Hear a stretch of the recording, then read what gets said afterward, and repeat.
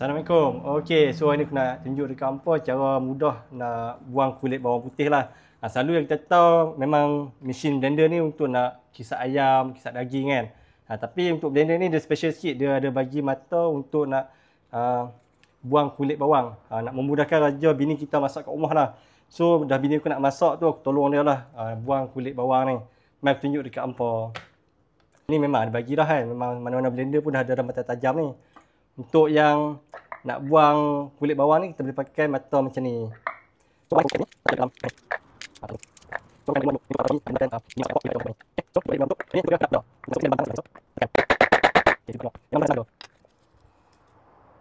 See? So, apa tinggal buang kulit kulit semua dah tercabut macam ni.